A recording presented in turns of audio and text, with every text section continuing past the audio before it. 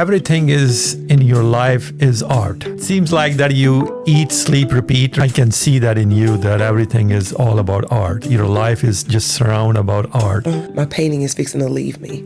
I'm holding on to my baby. And he asked, was it heavy? But I heard source say, let it go. So I had to. Hi there. Welcome to another episode of Knowledge Seeker Podcast. I'm your host, Farhan Mirza, and my today's guest, her name is Keeta Jones, goes by Jacob Bari. Welcome, Keeta. Hello. How are you? I'm good, I'm great. So tell us, our audience, that where this passion of painting starts with you. So let's just say this. Let's know this. It started at 7. It started indefinitely at 7. When you were 7 years old? I was 7 years old, and I looked and told my mother that I was going to be a millionaire. Okay. But I was wanting to tell her that I would be free. Oh. So what inspires you, basically? Take us to the back when what art, a piece of art, or what window or something that ignite this passion inside of you. Okay, so actually, back to my mother, she was very creative. I would say, I call it a royalty now. I was born in it. I had no choice but to be that. Mm-hmm. So the home that I live in now, which was her home, it changed rooms, it changed furniture, things changed constantly. So the creativity and the structure of it came from her. But her son, which is my dad, he knew how to draw. So I got the technical, I guess you would say, from him, the genes of art from him. So you're saying that your grandmother had an artistic? Yes, okay. Yes. And then your dad, he also very artistic. Right. So yeah, she was more of a decorator. She was more of a hands-on. Like a home decorator? Yes. Okay. Yes. Even fashion. Oh, she was everything. So where this painting the windows started with you?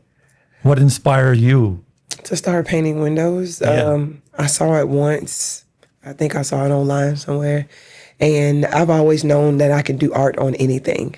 That's why I'm boundless. I call myself boundless. Wow. But yeah, that's because that's again at 7. That was the thing that clicked in my head. It was like, I can do art on anything, anywhere, at any time.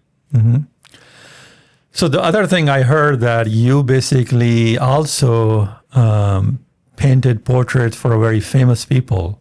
Yes. And so tell us that story, and which one are you have a liberty to share, right? Share and at least tell their names. Right.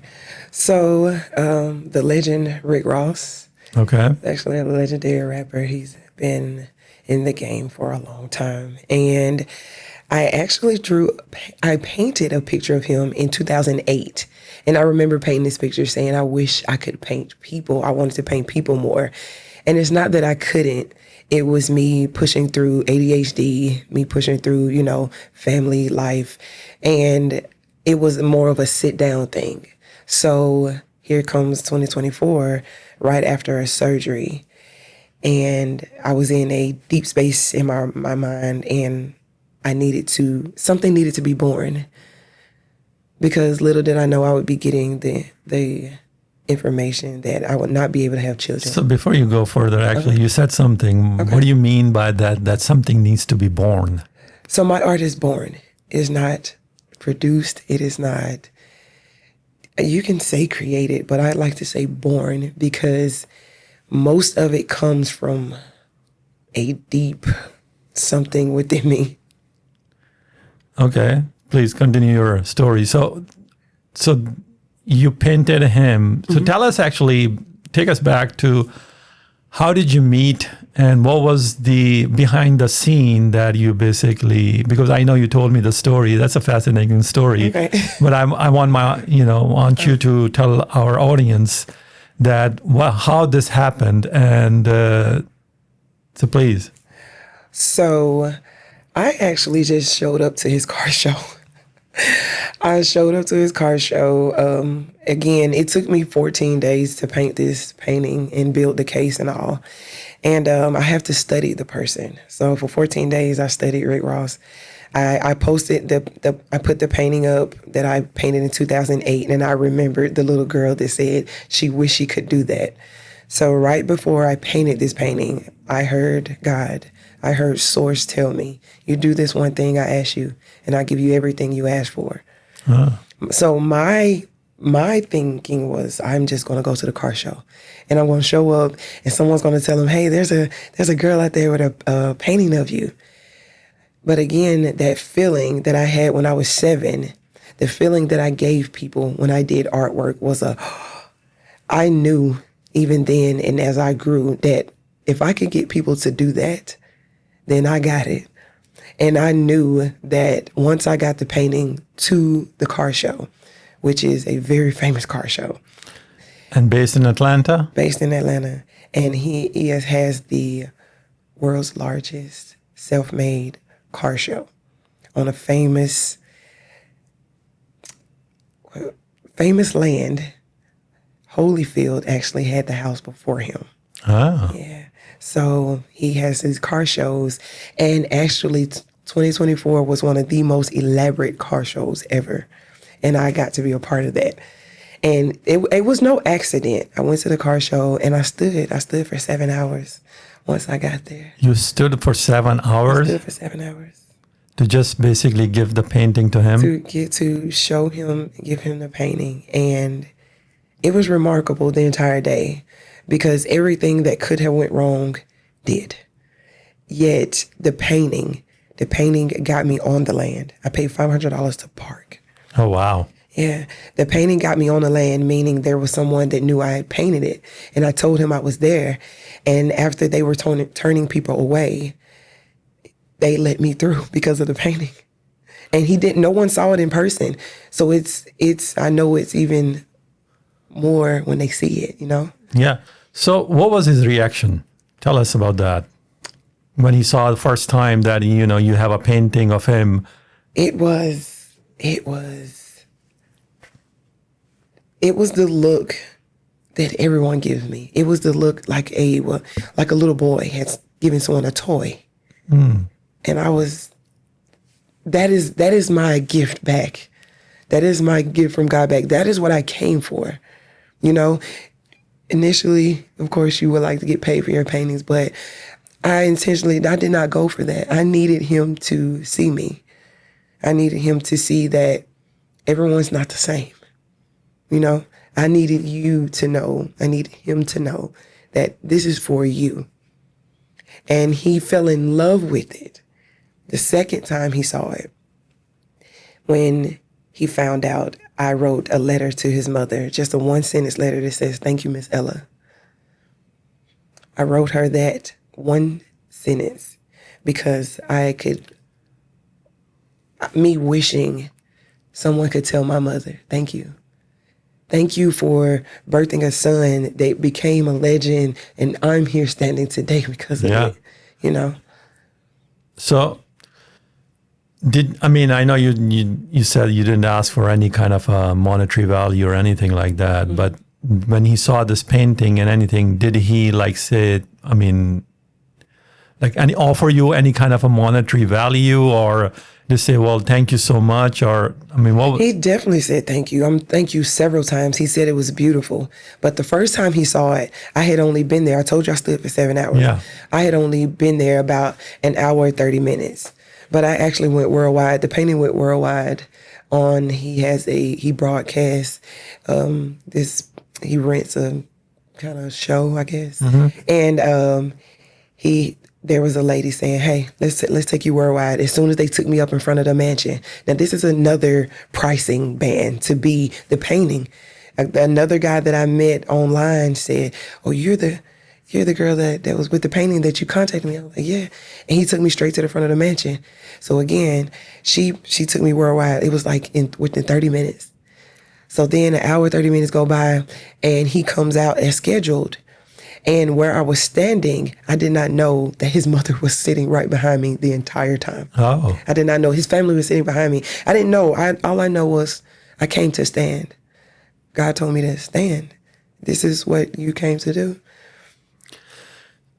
I mean, yeah, that's amazing. So what's the other famous portrait you painted? I know you told me about that. What was So it is another legendary rapper. His name is Boosie, and he has been in the game since I'm gonna say a young teenager.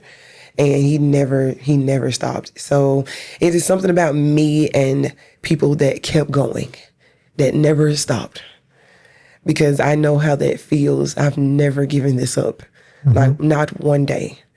So yeah, I painted a painting of him, and he actually came about because of the Rick Ross. So how did you meet him? How did you give him a painting like personally, or? I did. I Okay. also gave him a painting personally, and I was actually invited to his home, and this was In Atlanta? in Atlanta, Okay. and this was a couple months after the Rick Ross, so in the same year. And there was a guy to say, "Hey, can you surprise Boosie with a painting?" I was like, "Sure, I sure will." And I did this in 2 days, and it was bigger than the Rick Ross painting because it's what I had. Anytime you see my art, it's what I had on hand. So what's the other famous people that you painted portraits? Well, I have one more, and she is a Grammy-winning gospel artist, Vicki Winans. So, and I actually painted her a box, which was actually a Creed box. It's the perfume Creed. I painted some artwork for them in the mall. I sat and painted on perfume bottles and things. And so she saw that I could, do these kind of things. So she allowed me to paint on the box. And through her church, they brought Miss Vicki, and she loved it. Loved it. So you've been painting these famous people, and then you painting on the windows. So what you mostly enjoy doing? Windows or painting famous people portraits? Okay, so I have to break that down in a different way because I enjoy it all. But when you see me do something as deep as the Rick Ross or the Boosie, so I'm gonna say people. When you see me doing buildings, when you see me doing landscape, those are my tests. Now, What do you mean by that? What I mean by my tests. So I'm allowed to play with my art. I'm allowed to do what I want to do. I have art where it's just a collage of stuff, and so that is my training. So God allows me to play, and that's when I just do whatever I want to do. And then there's training. So then there become a collage of things that become from simple things to more in-depth things. And that is, again, I call that my training. So when it's time for me to do something that I absolutely have to do, my spirit tells me must be done, that is my test. But I love it all. I love it all. So, I mean, do you have any preference? Like, do you, let's say, okay, yeah, I love painting, but I also love painting famous people portraits, or I would say, no, I'm actually enjoy more painting windows. Okay. So I'm going to be honest with you. I actually cringe when it is time for me to do portraits. Okay. I actually cringe because I know I have to sit down for a longer period of time, but I have to do it. It's a must. I don't have a choice. So what do I prefer to do? I prefer to play. I prefer to not worry. I prefer to just do whatever I want to do. But even in that sense, I'm still training because it's always training to me. Well, yeah, I mean, of course, as an artist, it's always a learning curve. Right. Like in life. And I would say that is like, I've never drawn anything twice. I've never painted anything twice. Okay, you need to explain that. What do you mean by that? Explain that. So again, training. So the next thing has to be better than the last thing. Okay. Yeah. Even in simplicity, like cartoons, I have to learn something. If I do it this time, it has to be new lines. I have to learn something new this time. New eye style, new something. I can't paint the same thing twice, or else I'm not. It's almost like my weights, like it's making me. So even when I'm having fun, and I call that my training, I'm still painting. I'm still painting. So tell us about your art name, Jacobari. Jacobari. Where did this come from? What basically inspired this name? I came up with this name before my mother passed, and I could say she agreed upon it. She loved it. And to be honest with you, it's one of those things I just made up. Okay. And I just thought it sounded beautiful. Because at first it was going to be Jones Company. That's where the J and then the CO came from. But then Jacobari. And then my mother said it. And as fashionable as she was and as decorative as she was, I knew it was a go. So people fell in love with it. So when you painted the Ross painting, how long it took you to paint his portrait? 14 days. That's 14. to build the case and all. Yeah, so yeah, he's about 3 feet wide and about 2.5, maybe 2 feet tall. So he's built like a briefcase. He has a handle, and it's all the blue came from one of his cars that he owns. So yeah, 14 days. 14 days. Do you think it's? I mean, I'm not an artist, so I don't know. That's why I'm trying to understand that. Is that a 14 days or a short time period, or it's like an average time period to paint somebody's portrait? Oh, no. Well, actually, no. Actually, a lot of art that I do, it is speed art. Yeah, that's what I'm trying to, yeah. It usually takes people a little longer to do certain type of things, especially like portraits. People are but that energy came from, I hope I can say this, that energy comes from when I was a kid and it would make me mad and I would go paint or I'll go draw real fast. And that's where the whole born thing came from. Okay. I need to actually emphasize all. Tell us, what do you mean that if somebody make you mad? So you're basically saying that somebody makes you mad rather than you get mad back to them, you just go and start painting? Yes, my artwork has always been there to save me from other things. Just even my thoughts, myself, the world, my art has always been there. So I run to it for everything. So how old you were when you're talking about that, somebody make you mad and you just go and start painting? Well, ever since I could pick up something to draw with. Oh, wow. So, yeah, that started before. So the art even started before. I didn't pick it up at 7. I realized at 7 exactly what I was. So the painting is not your passion. What I'm gathering, actually, painting is just you. It is completely me. It is. The art is basically you. It is me. It is me. There's somebody asked Michael Jackson, hey, how did you do you love music? And he said, I am a music. Yeah, I understand that. And this is what I was talking about earlier about royalty. You're born into it and you don't have a choice. I didn't have a choice. I had to be an artist. I was told that I was an artist. And everything, the science, the math, everything around me showed artist. I could not go without it. I mean, I can feel your energy when we talk about art. Your eyes are like all... I love it. I love it so much. So have you, think about this art passion turn into a business? Yeah, so I'm going to say this.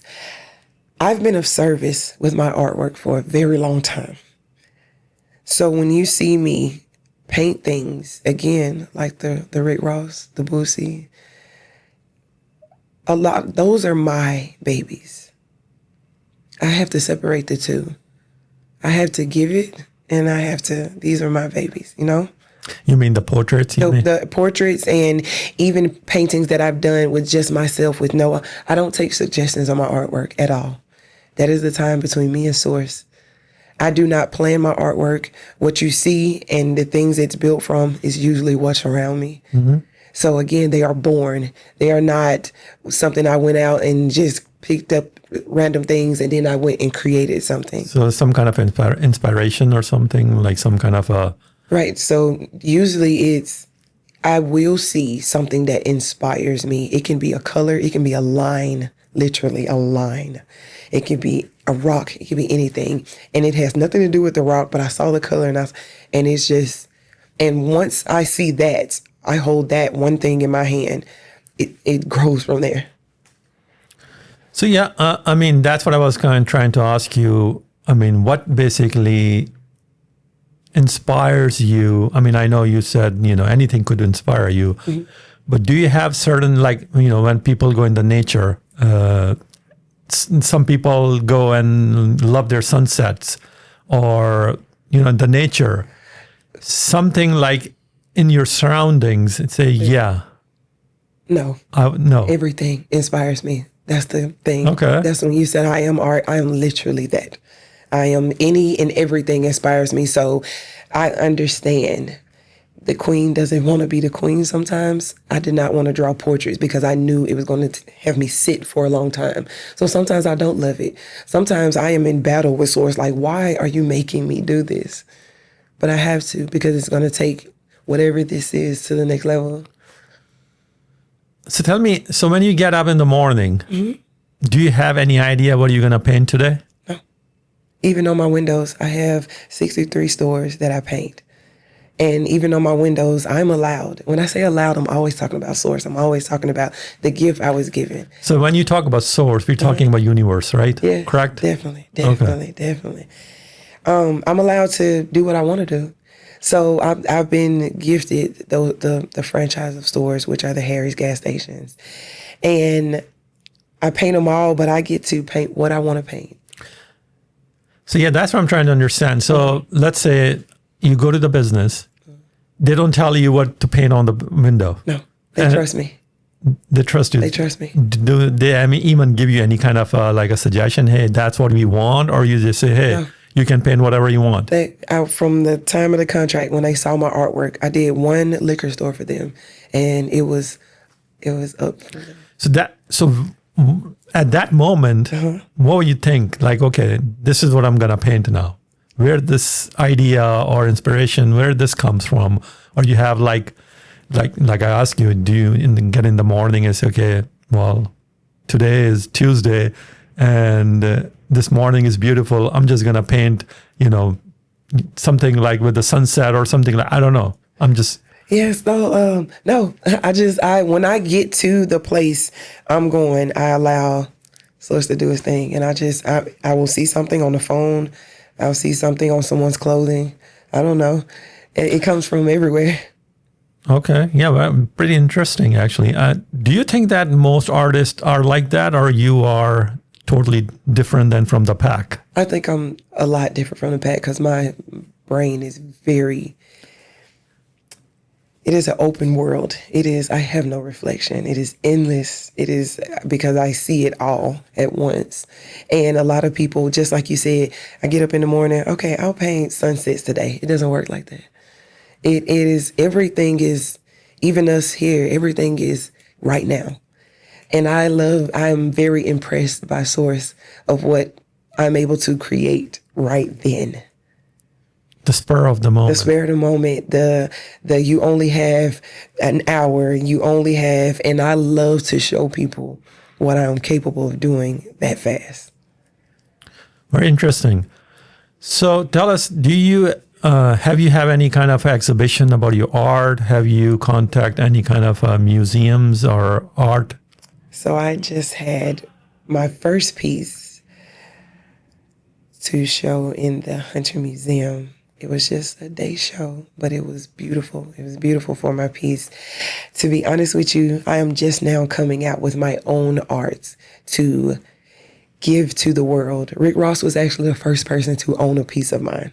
All these years I've been doing art, I kept a service boundary because I saw how people treated art, and it hurts my feelings so bad. What do you mean? How the people? I've seen how people hold canvases, how they hang canvases. Oh, I see how people treat chairs. I see how people treat things, and it bothers me.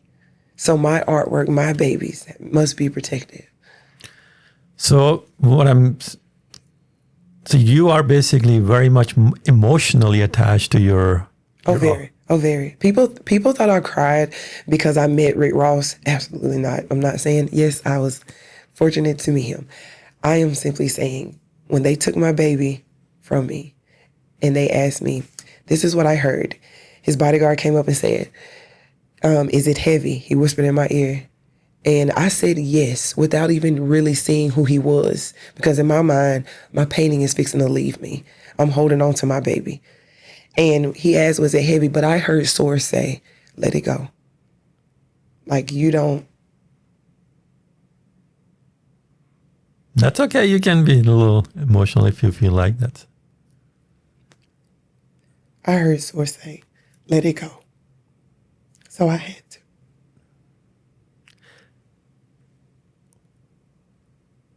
So if right now Rick Ross is listening this, what kind of a message you're going to send it to him right now? I hope they're taking care of my baby. Yeah. So you are very, very passionate about especially those kind of a personal painting you did. I am. Yeah. So that's actually, I think it separates you from the pack, because the passion or the love you have for the art is like another level, actually. I actually never met an artist who has that kind of a emotional and attachment to art and passionate about the art. I mean, like I said, so does anything you want to add to it? Yeah. I don't know. Like I said, it is that for me. It has to be. I didn't have a choice. I grew up with it. I babied it. I raised it. And again, being of service, I've seen how people scratch the windows after a painting. I've seen people put their feet on walls after I've painted a mural. And I'm thinking, like, this is supposed to be for everybody. Like, why would you do that? And yes, it does. So because I know how to separate that, what they say, air quote, job, I try to keep that attachment to it. And this is not your baby, but it is. I love to go back and see my work. To be honest with you, sometimes I don't, because I know it looks like a certain something. And I'm going to be very transparent about this. Doing the windows helped me with that, because the art has to come off. Mm-hmm. A lot of times they take the art off before I get there if there's too long of a stretch between holidays. But when I have to go back, like after the fall, I have to go straight back for Christmas.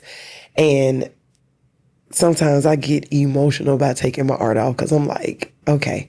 But over time, it's been 2 years I've been doing this professionally, the windows.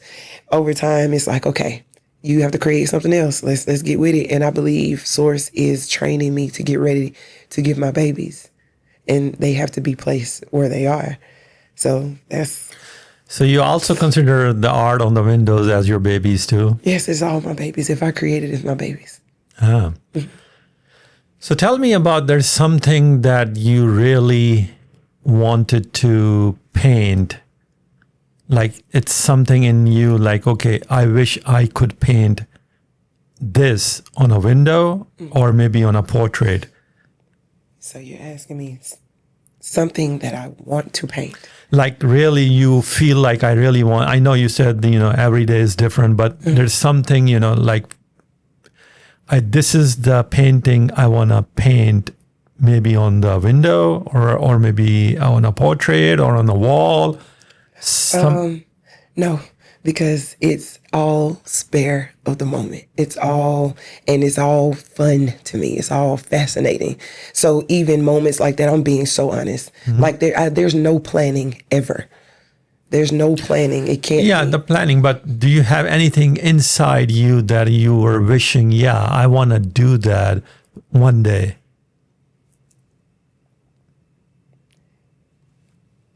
That I haven't already done? Yeah. Something like, you are keep thinking but haven't done it yet.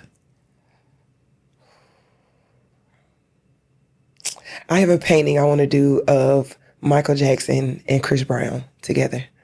Now, I do have that. Okay. I definitely want to do that because the legend from this and the new legend in my generation, in my world, it is amazing, and I can see God throughout that entire painting. So you do have something that you really want to do. I would say so. I do. So I do. So I guess So, and I actually started that painting. So I guess you would say that. Yeah. So what kind of advice you give someone that listening to this conversation and they are into this kind of a thought process that, they are they are painters, but they are not as passionate as you are right now. I mean, I know everybody's different, Right. but if you want to give them a rookie and advice, hey, this is one thing you need to focus on and then go from there. Okay. What would be that? It would be, what are you doing every day to train to be that? You need to be doing something every day. You say you have to love it. Fall in love with it. You have to. You must, because otherwise, are you putting this thing together to do what in the long run? I know I'm going to be this forever. Are you going to be that forever? That's really the first thing you should. Oh, that's deep. You said I'm going to be like that forever. Yeah, like not many people can say that, but until you can, then it's always going to be this and this until you reach a point where you say, I don't want to level up anymore. Like there's always another level to me in art, like always. Like there's no end to the learning. Until you find that thing you want to you can do every single day, then figure that out first. I want to say that. Figure that part out first, because there's actually, to me, because of how I've raised this, there's nothing else. There's no sense in going to the other steps, because then you're only going to a certain level to say what? I'm done with it. This is not enough. Or like, what is enough if you don't love it? What is enough if you're not in it to be that forever? I think so. As you know, there's no money in art because you cannot make a living with art. But for you, it's what I'm, seeing in you. Everything is in your life is art. Everything. It seems like that you eat, sleep, repeat, rinse, repeat, or whatever they call that, and just art every time. Uh-huh. So tell me, how's your average day look like? So, get up and do the normal to get out the house, get myself ready, and I go right to do some artwork. So if it's not doing windows, I'm going to go find some work. Now, that is even my service of my art is also what they would call a job, So I have to make money off my art somehow. And that was my way of keeping it in my life. I admit wholeheartedly that I must do this. I told God, quick story. Mm-hmm. I left the post office I was working there for 4 years. And I left because I knew that wasn't me. I knew it. I tried it. Oh God, I tried it. I left and I just took off and went to Florida. I was in Jacksonville for 2 weeks, and I told God that I wanted to go and I wanted to try to do art every day. I want to do art every day. I wasn't doing it every day before the post. I was doing it every day, but not of service. I was trying to do the working class and go to work and do my art on the side, because that's all I heard from my parents, my mother, but that not in a bad way. I understand where they were coming from, but it was relentless in me that's not how love works. It is everything or nothing. So I had to leave the post office, and I was in Jacksonville for 2 weeks, and it didn't work out the way I thought it should have. So I left, and I told God on my way crying to Orlando, God, I'm not leaving here until I prove to you that I could do art 7 days a week. That means I'm willing to get up for it. That means I'm willing to crawl for it, because I had to crawl to the ER several times. I went through pain for over 20 years. A lot of people don't know that about you talking about love. I love it that much that I would crawl. If I have something to do for someone, say a project or something, I'm crawling to the studio to get it done because I love it. It's my peace. Even when I'm hurting, I have my tablet, I got my crayons, I'm ready to train even in my pain, because that was my outlet. It's my outlet, it's been my pillow, it's been everything to me, So I'm down there in Orlando and it worked out for me. I kept going and it worked out for me. I found me a flea market, I set it up, and I did art for 7 days a week. And when I proved God that, I came back and it never stopped. So you're saying that you basically paint 7 days a week? I'm painting or drawing, whether it's a pencil, whether it's whatever. If there were a desk in front of us and there were pencil and paper, a meeting, whatever it is, I would be drawing right now. I would be painting while we're talking. See, that's what I'm trying to ask you earlier too. So, we are talking and you said you can draw. So what would you draw? Whatever. Probably because I love people to see themselves somehow in the artwork. So I would probably paint, who knows, maybe like Mickey Mouse with a purple suit on, and with your name of your business on the door behind it. Like I love that, because I love the person to see that there's something outside of them that loves them. That's just how it is for me. So have you ever struggled doing artwork? When you say struggle? Meaning like, I can see that in you, that everything is all about art. Your life is just surrounded about art. Uh-huh. But sometimes, you struggle, meaning like, I really don't feel like doing this. I don't want to do this anymore. Or I don't want to continue this for a long time. Sometimes, we have an inner monologue. We talk negative. Now, are we talking about a specific piece or a time frame? Time frame. Like I don't. Yeah. Honest? No. Yes. No, even in my sadness.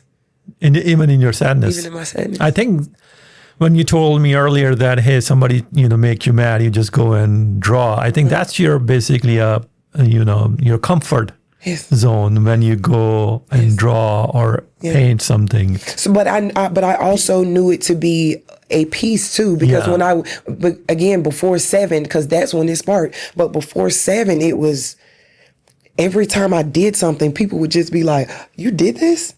And I would get that for everything, whether I made it out of mud, sticks, paper, whatever. And I would think like, everybody loves this. Like everybody, like how is it everything I'm doing, everybody loves? I think your art is basically your safe place. Yes. That's what it is, because nothing bothers you, meaning like in a way that if something bothers you, you just go and paint. Yes. Because that's your safe place. Yes. I've never had to fight for anything because I've always had everything, because I know I could create it if I didn't. Oh, wow. So talking about, I know you just mentioned a little bit about it, and even though your health was not in a good shape, but you still painting. And I know you told me earlier that you stood 7 hours to Rick Ross. Uh-huh. Rick Ross, that place, and you had a surgery recently, correct? At that time? I did. That was my 4th surgery. So even though you were hurting, even though it was a month after. It was about a month after, but I believe it was the end of May, and the car show was June the 6th, I believe. And that was still healing time, but I had to do it, because I already knew that God was preparing me to say I was not going to have children. I was not going to be able to bear physical children. I knew that. So you basically created your art as your children now. Yes. Now, I didn't know they were my babies all this time. All the art that I have at home, all the art that I've been doing, but especially the ones I have at home that I've been keeping, those are my absolute babies. So I'm trying to understand, how did you have this kind of a mindset about your, hey, listen, even though I'm hurting and this and that, but I'm going to stand here, for 7 hours. And, someone who's listening, I mean, I think it's mindset, what you have. I mean, I understand that your art is just basically you, but you have to have certain mindset to come to this level. And that came from my mother. If you knew her, she was magnificent. And I did not know this until my transparent honesty, until she was gone. You don't really know the full being of a person, a flower of anything, until you miss it, until you wonder why. Why did he wear purple? Why did she do this? Why did I realized only moving back home now that I lived in a museum. From all the different places and countries she'd been to bring back in different furniture. I've seen every pattern of furniture you can name it since I was a kid. She was amazing, and her even being able to be organized in this huge home, and we have different type of furniture, all these clothes and all this. She was able to keep all of that together and keep creating. Mm-hmm. So me growing up in that type of spiritual royalty, yes, I did not realize that's where a lot of this came from. I knew it, I heard it, you with your mother, blah, blah, blah, but I'm like, now I'm experiencing the why, the how. So tell me what you just said, that spiritual royalty. Yeah. What do you mean by that? So again, go back to what I said earlier about royalty. Queen Charlotte, a show on Netflix. I broke that entire show down spiritually.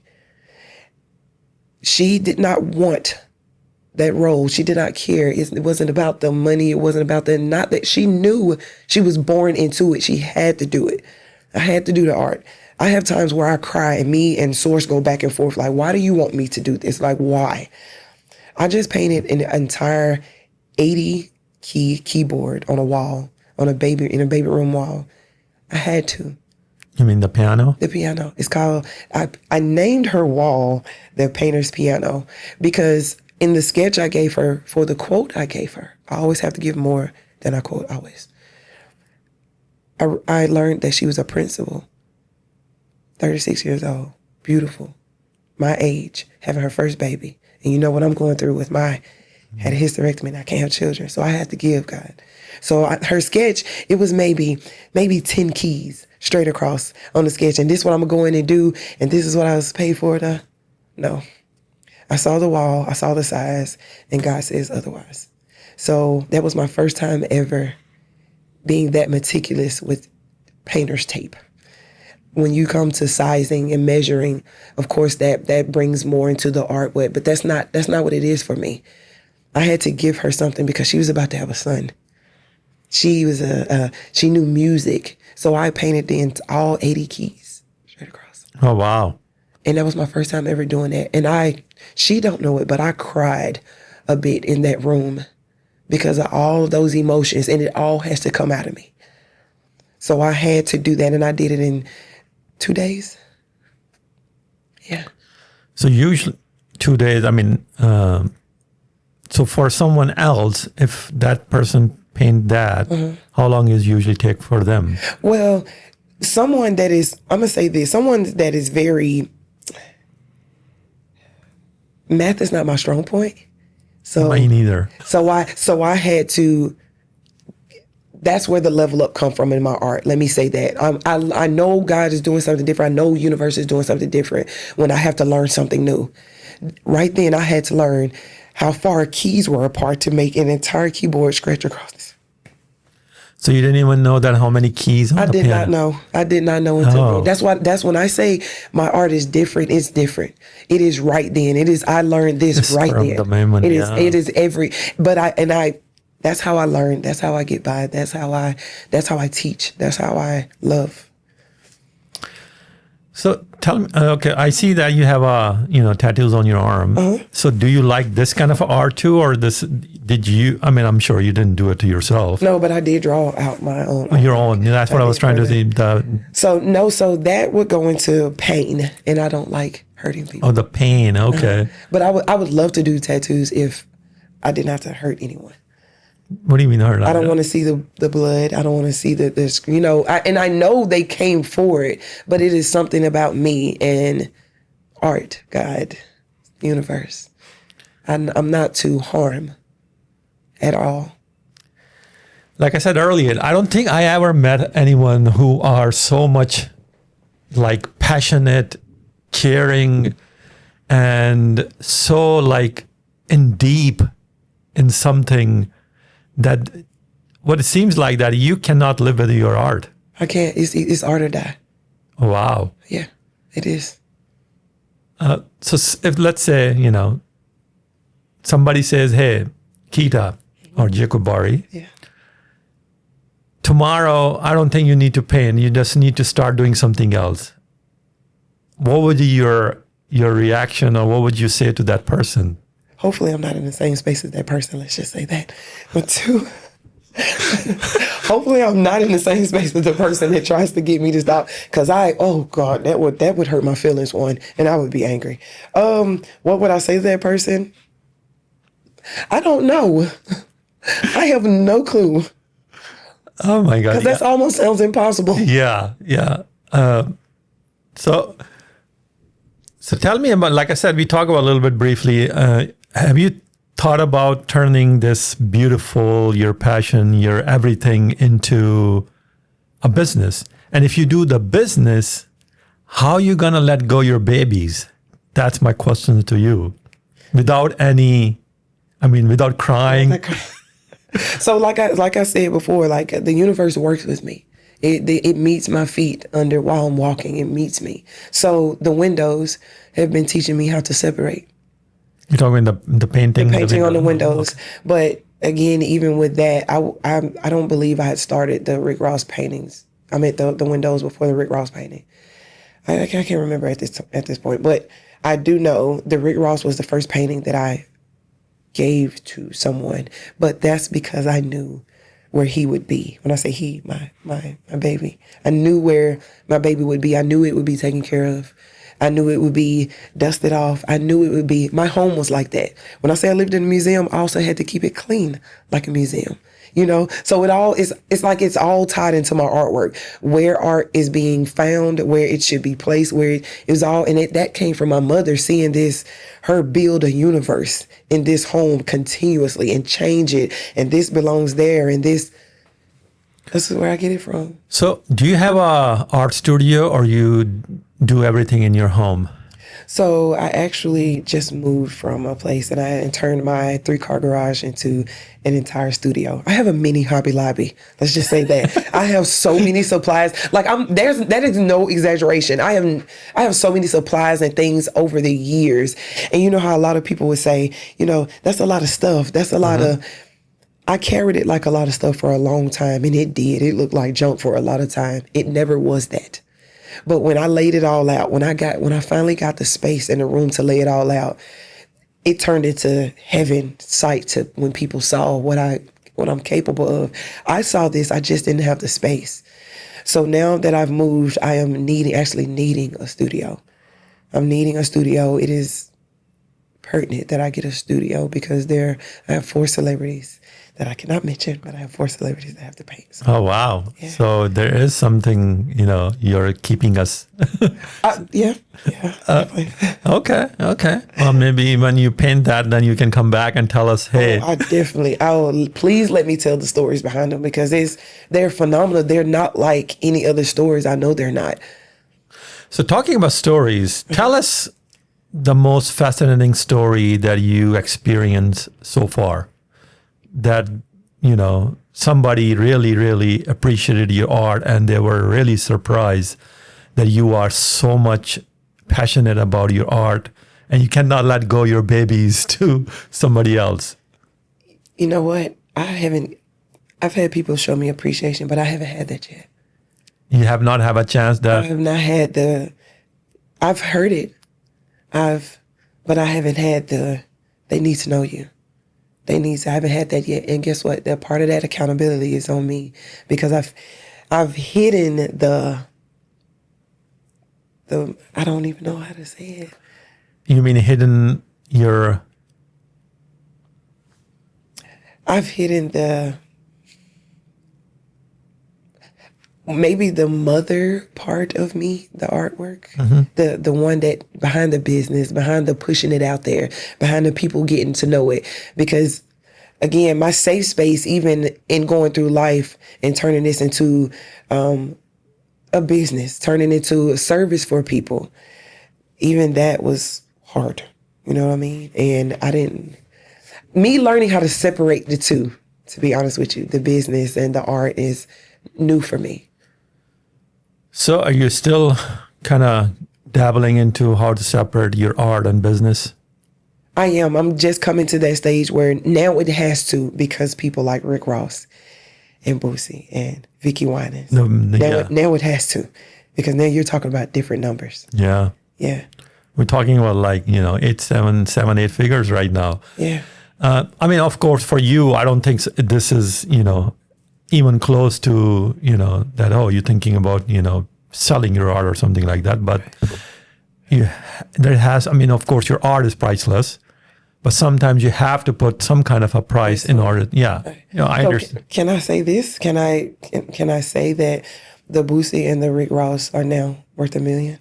Oh yeah, you can say that. Yeah. They're both worth $1 million now because of by provenance alone. Yeah. Who owns them, where they sit, where they lay, and how I presented it to them. So that's in itself is amazing. To say I didn't get anything from it, I knew that wouldn't happen. But life goes on, and it's just like I wish I could have. It worked out the way it was supposed to. So tell me, Keeta Jones, aka Jacob Bari, what do you do for when you are not painting? For a fun part. So I have found something that I like to do. Okay. So I have to have a theater room in my homes. It was actually a piece of mine when I was hurting so bad I couldn't pick a pencil up or a paintbrush. I like to see things. I love to see. I'm talking about when I say see, if I can't build it up, I will break it down.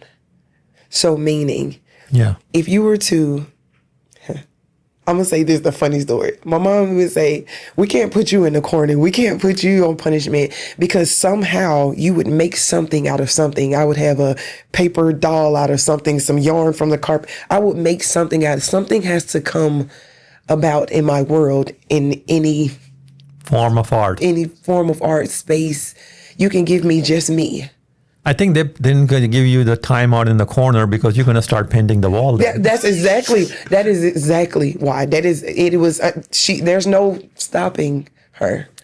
So, okay, tell me more about, you said you found a theater in your house, and what's the fun part you like to do or you love to do, other than painting?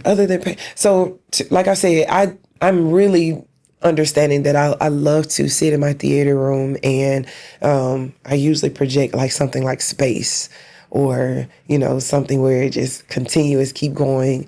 And I like to see lights. My mother she loved lights. And I've changed into like my own IMAX theater pretty much. So I like that. Do you like watching movies? Sometimes, but I figure them out before I watch the whole thing, so that bothers me. What do you mean? So I watched maybe 20, 30 minutes of the movie and figure out the entire movie. Usually when and that's... And then you don't watch it? No. Because you already found out what's happening. Yes, I've already figured it out I've already figured out what's going on by the characters, how they're moving, the surroundings, and that has bothered me for years. I can't, watch my words, sitting down for a long period of time and not doing art bothers me. I need to be creating at all times. So how long Jacob Bari needs to not doing anything until she starts, I need to start. Is that some kind of a time? Something like I can sit maybe 2 hours, but then I need to do painting, or I need to sit. I mean, like I said, even when my regular everyday doing something, I'm out somewhere learning something. If I'm even jobs that I had to be able to learn something on the job that I could use in my artwork. I've had like a job where we dealt with plastic. Then I learned about the different type of plastics. Now I can incorporate this in my artwork. Like it was. So again, if I can't do art, if I can't build it up, I'm breaking it down. Mentally, I'm somewhere breaking it down. What do you mean by breaking it down? So say we're sitting here now. That chair, I've know 100 things to do with that chair right now. Different, to break it down from the wood, the springs in it, the cotton, the fabric. You mean in the form of painting? No, Or just like a physically? Yes, physically taking that chair and breaking it down into what it could be in several different ways. I do that with everything. So now we are like right now sitting for almost an hour. Okay. So I'm thinking that you have so many things going on in your mind right now that I can do to change these things. Yes, like when I say everything, I always loved that I could do that. But when I say everything, I mean everything. That painting behind you, I break it down to what I could use the wood for, the color that I could change that, the map, what I could use that for on the clothes.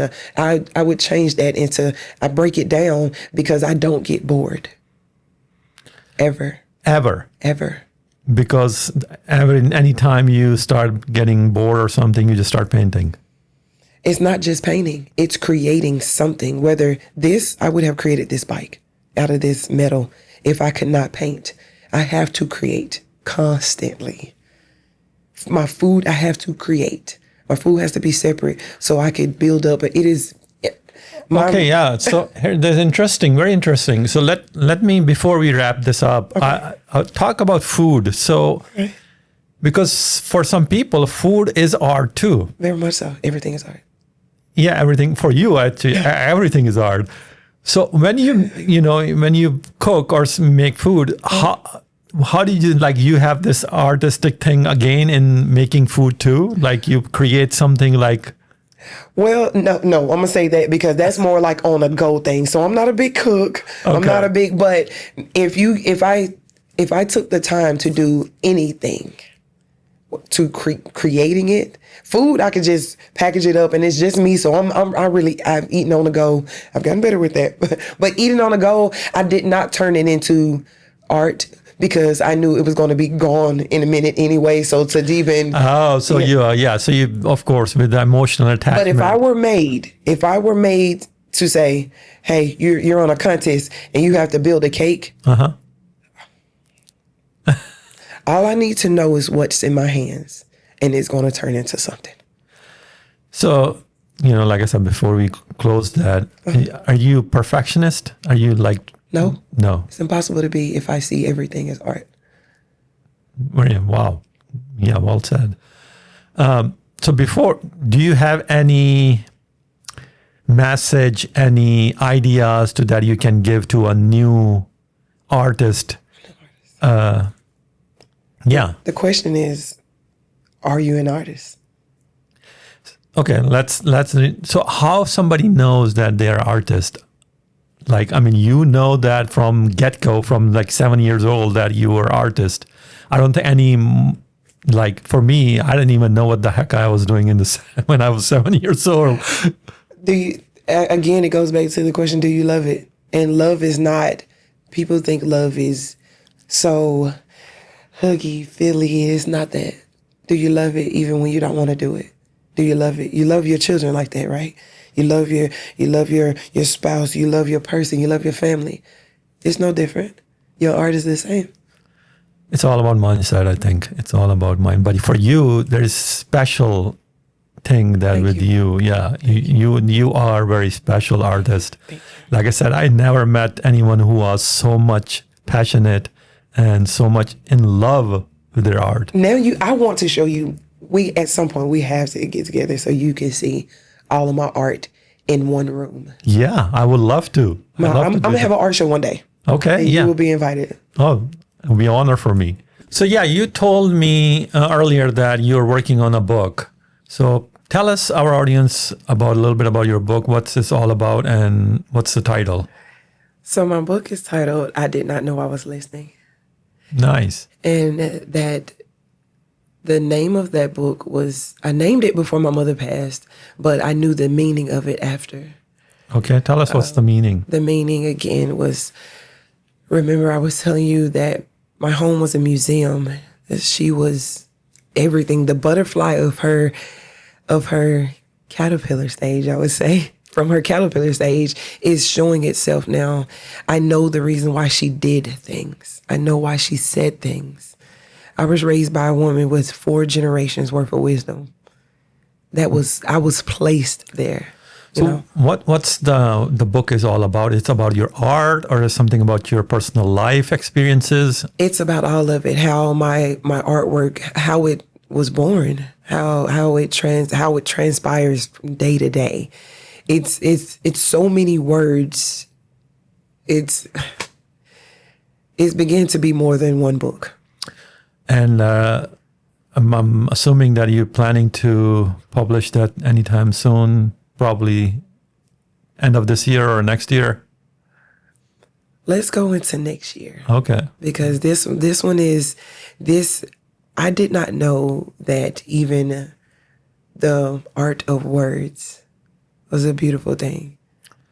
Art of words, yeah, that's pretty deep. Because I say certain things and people say that's what you, like I say deep things and sometimes they just come. A lot of times they just come. All the time they just come. Well, like I said earlier, Keeta, you are one of most passionate, loving, and caring person I met, and your love of art is on another level. So before we end this thing up, how people can find you on social media? So my Instagram is Jacobari. That's JCO_BARIE. And that'll be on Instagram and TikTok. And you can find me under Keeta Jones on Facebook. Facebook has not allowed me to change that, and I have 13,000 followers on Keeta Jones. So that is I would say that's the more personal me Facebook, but Keeta Jones, that's KEETA Jones, JONES. Well, Keeta and Jacobari, thank you so much. Thank you, man. For inspiring us. Actually, you inspiring me with your Thank you so much for coming. Like I said, I will love to see all of your artwork in one day. So anyway, well, thank you for tuning in. And if you enjoyed this episode, please share, subscribe, and like. And we'll see you in the next episode. And till then, take care and keep seeking.